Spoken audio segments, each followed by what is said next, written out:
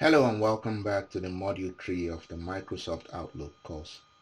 In this video, we will continue with setting up meetings, showing you how you can set up single meetings as well as recurring meetings.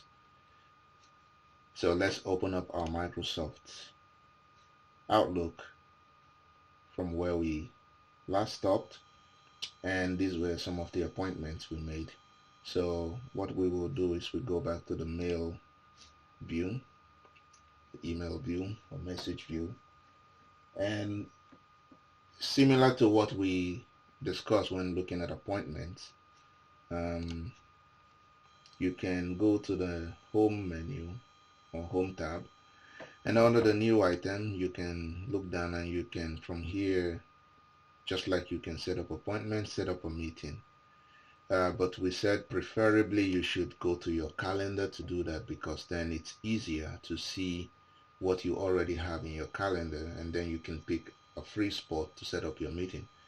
But also when you want to set up a meeting, because it's a meeting with someone, it's also important to do that in calendar view or mode, such that you can also see what's on their calendar and you can choose a free spot there. So let's show you how to do that. So we go to the calendar mode of view by clicking here. So now I can see the calendar that belongs to the FOD4 account. And if we want to set a meeting with, let's say, FOD2 and FOD1 and maybe other people, what we can do, let's say we want to do that 2 weeks time. So we go to the 2 weeks time, which is 16th to 22, and then you see the calendar here, and you can easily pick a slot from your own calendar, but I think it's good to be able to see other people's calendar you want to have the meeting with before you choose a slot. So what we will do is we can, since we have the calendar here of FOD2, we can do that. Another way to do that is to use add calendar. So let's say we want to add from address book, and we look for FOD2 here. We select it, and it doesn't show, but if we look at the contact, it doesn't show anything. So what we can do is stop with this one and just simply click FOD2, and we see the calendar here. I also maybe want to do that with FOD1. I can do that, and I can see the free slot. Now on a normal day or standard time, people will not be this free, so they will be occupied with meetings and doing things, but then you can see which slots are free, right? So I can also add one of my contacts. For example, I can go to calendar, and let's see, I expect that every contact that I do via add calendar will show up on my shared calendar. So here I can say from address book, and I go to my our own account and look at the contacts, and let's say we want to invite, well, Dom Stock is also FOD2, we can do that, and there's also FOD1, so we already know. We can look at John and double click to add and say okay, and it will bring out John's calendar. Now it could not be found because maybe it's not a normal email. We just made this up as a way of practice, so don't be bothered about this. But the idea is that you can see different calendar, and you see that John is now part of my shared calendar, which means I can switch it off and on from there. So switch it on and switch it off. So I will switch off John because I will just maintain only few there.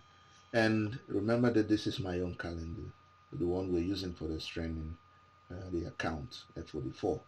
So I cannot go to other people's calendar and try to set a meeting. I have to do it from my own. So let's say I want to do it on a Wednesday at 1 p.m. to 2 p.m. Again, I can first select the zone and then select the meeting here. So let's say 1. So just to show you how that works, I click hold my mouse and drag. If I want to do it from 1 to 3, I have to go click, drag, drag, drag till 3. So let's use that anyway. Then I say new meeting, and that will automatically use the time slot here. So when I say new meeting, it comes up, and the title is Let's Play Chess. And who do I require? I require FOD2, who automatically pops up, and I can also require FOD1, and optionally I can say John, just for practice. Optional here means John is not, it's not compulsory for John to attend the meeting. He can choose to. So in this case, for people who are not important or not the real stakeholders, but maybe it's good for them to be in the meeting to hear what goes on, you can put them there and they can choose whether they want to come or not. Okay, and you can choose the dates, which are already chosen because we started with the calendar by choosing the dates in the calendar, which is nice. And here we can put a location called hotspot. Location wise, if you're working in a company, if you click location, it might show you a list of location that you can use. Another thing you need to be aware of is you can set the importance of the meeting as high, and like we talked, you can make it recurring, which we will look at later. Is now if it's a physical meeting, say hotspot room 2, then everyone needs to be in that meeting. But if it's a situation where some people cannot join, you might need to make it a Microsoft Teams meeting or a Skype meeting. These days, because these days meetings, here you will see Skype, but it also means Teams because these two are together. But because we didn't configure this Outlook to be connected to a Teams account, it's not possible to do. But let's try it and see what happens. And if I click complaints, make sure the Skype business is running and signed in. So we didn't create any specific account for that to make sure that this happens. So we just skip it out. But normally when you do that, it automatically generates a number of code, which is the code that is sent to the people in the meeting that they can use to sign in into the meeting. It's like when you have a Zoom meeting, people send you a Zoom link and you can click it and you can join the meeting. That's exactly what should happen when you click this. And then you can say they're all.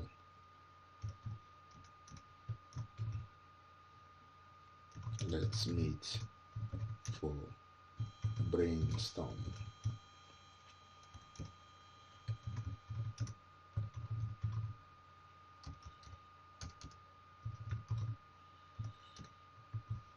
FOD4.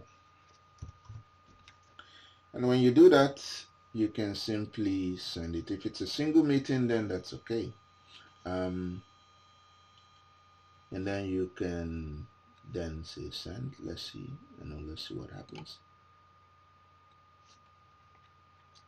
And see, this is the meeting you sent. It should appear somewhere on the calendars of these guys. So there you go. It's sent to both FO2 and FO1, and them to accept. And when they accept, you will see the accept on your email. So this is just a lot telling you what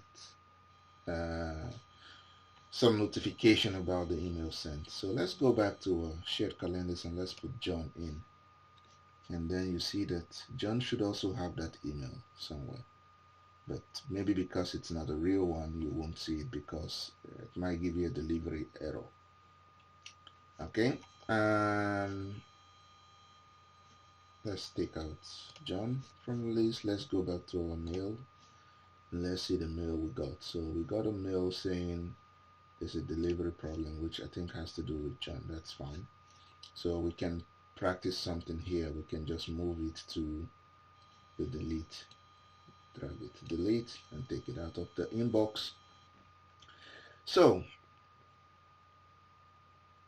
now that you've sent a meeting, what happens next? You expect the people to respond. Huh? So let's go to F01 and look at the inbox.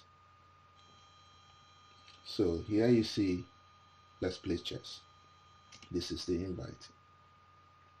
He sees it and he says, well, you sent this meeting to 2 people, including themselves, and optional to John. And they have the option to accept. Either they write a message saying, well, this is something I want in the meeting, and they accept, or they just send the response, or they do not send the response. Or they can say, well, tentatively, well, I'm not gonna attend. So let's say F01 wants to attend. No stories around it. So it says send. It goes out of its inbox, and we as FOD4 should receive and accept notification from FO. It goes. If you go to our own account in the inbox, and there, when that comes on, you should then be able to see the email showing that the FO is that's one accepted your meeting invitation. So, and there you see the email, and when you click on it, you see that it's accepted by FO1 account.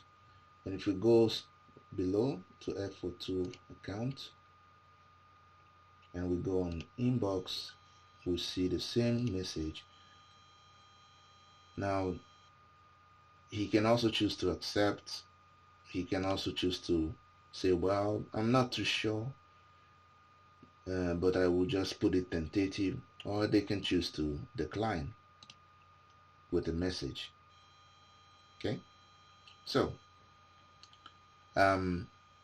let's decline this. Let's say I will decline with a message. So FO2 says I don't want to attend, and he wants to write a message, and it says a busy time for me. So it's telling you I'm declining because it's a busy time for me, you know, or you can say parallel meeting or conflict, and you can send. And you should receive that as well, and you can tell what the message FO2. So if we go back to our main account inbox and we click, and there we see, you see accepted from FO1, declined by FO2, and if you click it, you see why he's declining. But let's assume that you really want him to be there, and you forward the message again to him. So you go back to your calendar, you go to the day of the meeting, which is this week, and you open up the meeting, or you select it. You can select it without opening it, and you say forward.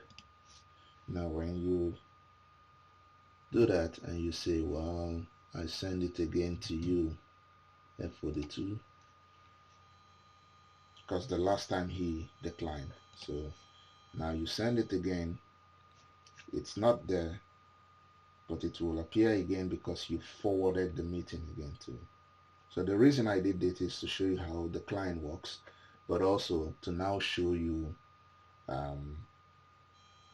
so he declined with a message, but to show you maybe another option that F42 can use in that sense. So let's hope that the message comes. So we're still waiting for that message, and we go back. Now we see a system undeliverable.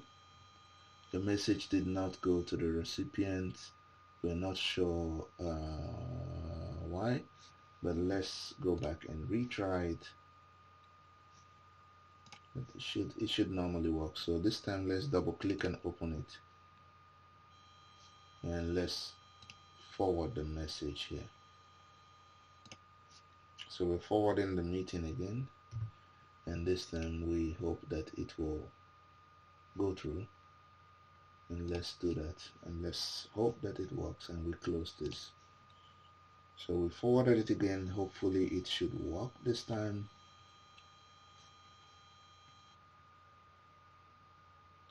And if we go to our mailbox, the same problem. So let's do something different. Let's create a separate meeting.